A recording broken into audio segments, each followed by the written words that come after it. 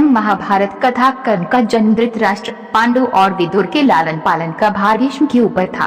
तीनों पुत्र बड़े होने पर विद्या अध्ययन के लिए भेजे गए। धृतराष्ट्र बल विद्या में, पांडु धनुर्विद्या में तथा विदुर धर्म और नीति में निपुण हुए। युवा होने पर धृतराष्ट्र अंधे होने के कारण राज्य के उत्तराधिकारी न बन सके। विदुर दासी पुत्र थे, इसलिए पांडु को ही हस्तिनापुर का राजा घोषित किया गया।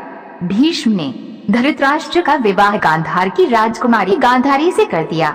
गांधारी को जब ज्ञात हुआ कि उसका पति अंधा है तो उसने स्वयं अपनी आंखों पर पट्टी बांध ली।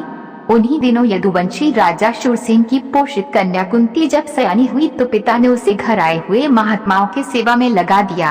पिता के अतिथि गृह में जितने भी साधु महात्मा, ऋषि मुनि आदि आते, कुंती उनकी सेवा मन लगाकर किया करती थी। एक बार वहाँ दुर्वासा ऋषि आ पहुँचे।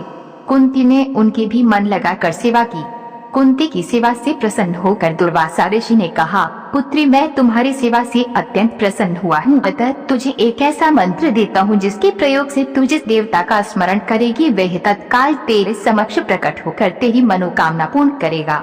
इस प्रकार दुर्वासा ऋषि कुंती को मंत्र प्रदान करके चले गए। एक दिन कुंती ने उस मंत्र की सत्यता की जाँच करने के लिए एकांत स्थान पर बैठकर उस मंत्र का जाप करते हुए सूर्यदेव का स्मरण किया।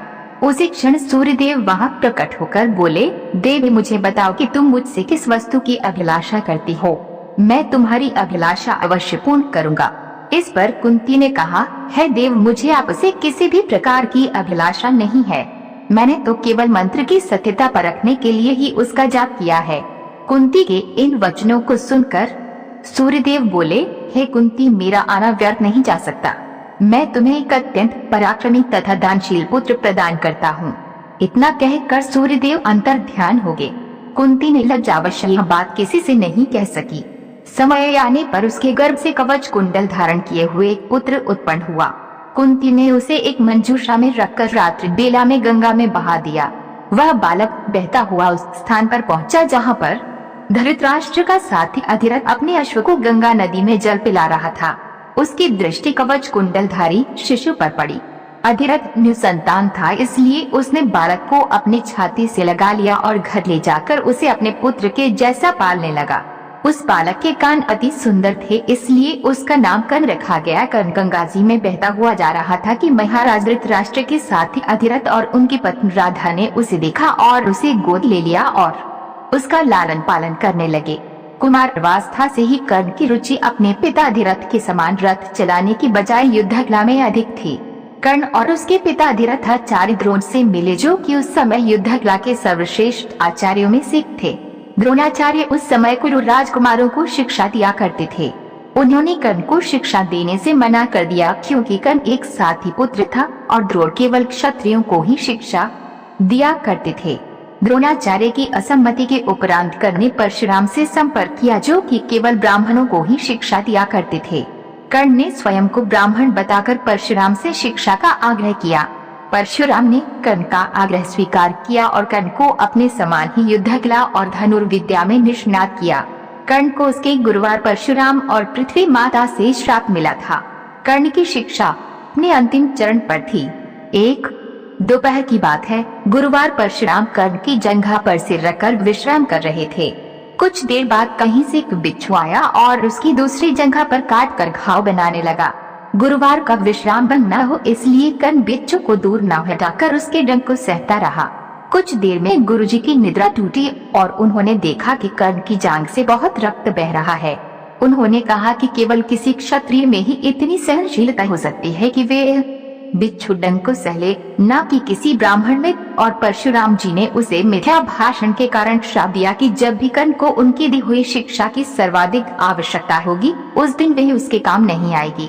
कर्ण, जो कि स्वयं ये नहीं जानता था कि वे किस वंश से है, ने अपने गुरुवार से क्षमा मांगी और कहा कि उसके स्थान पर यदि कोई और शिष्य भी होता तो वो भी यही करता।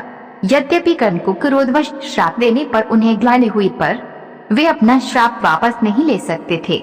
तब उन्होंने कर्ण को अपना विजय नामक धनुष प्रदान किया और उसे ये आशीर्वाद दिया कि उसे वह वस्तु मिलेगी जिसे वह सर्वाधिक चाहता है, अमीर प्रसिद्धि। कुछ लोक कथाओं में माना जाता है कि बिच्छू के रूप में स्वयं इंद्र थे, जो उसकी वास्तविक क्षत्रिय पहचान को उजागर करना चाहते थे। परशुराम जी के आश्रम से जाने के पश्चात कर्ण कुछ समय तक भटकता रहा। इस दौरान वह शब्द भेदी विद्या सीख रहा था। अभ्यास के दौरान उसने एक गाय के बछड़े को कोई वन्य पशु समझ लिया और उस पर शब्द भेदी बाण चला दिया और बछड़ा मारा गया।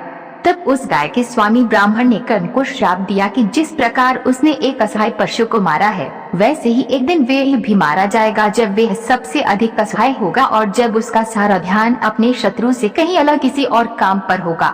इस प्रकार कर्ण परशुराम का एक अत्यंत परिश्रमी और निपुण शिष्य बनाकर दुर्योधन के आश्रय में रहता था। गुरुवार द्रोणाचार्य ने अपने शिष्यों की शिक्षा पूरी होने पर हस्तिनापुर में एक रंगभूमि का आयोजन करवाया।